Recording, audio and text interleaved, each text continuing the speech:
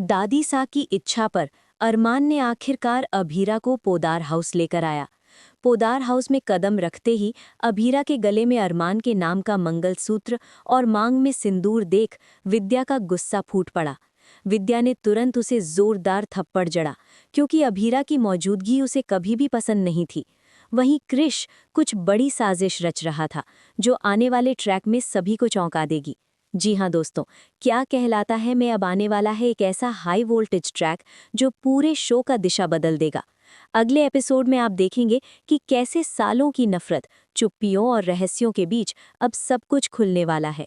Abhira Poddar house इसलिए पहुंची क्योंकि दादी सा की तबीयत अचानक बिगड़ गई।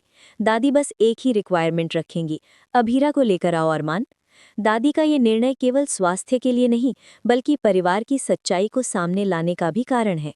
जैसे ही अभीरा घर में कदम रखेगी, माहौल में तनाव बढ़ जाएगा। मायरा थोड़ी नाराज जरूर होगी, लेकिन हॉस्टल में होने की वजह से वो इस घटनाक्रम से अनजान रहेगी। वहीं दूसरी तरफ अरमान अभीरा को लेकर आते समय दादी सा के शब्दों पर गंभीर नजर आएगा।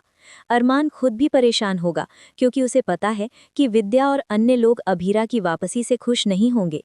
लेकिन वो जानता है कि अभीरा अब सिर्फ अपने लिए नहीं, बल्कि अपने बेटे के भविष्य के लिए भी लड़ रही है।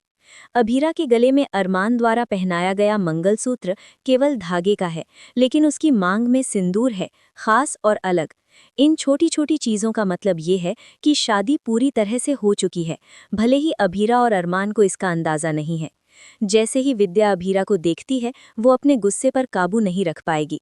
वो जोरदार थप्पड़ मारती है और अभीरा को खरी खोटी सुनाती है।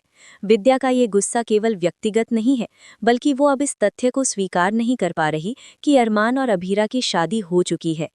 इस बीच कृष अब अपनी साजिश में एक कदम आगे बढ़ाता है। वो सीक्रेटली शादी की फोटो ले लेता है और मेहर के पास पहुंचाता है।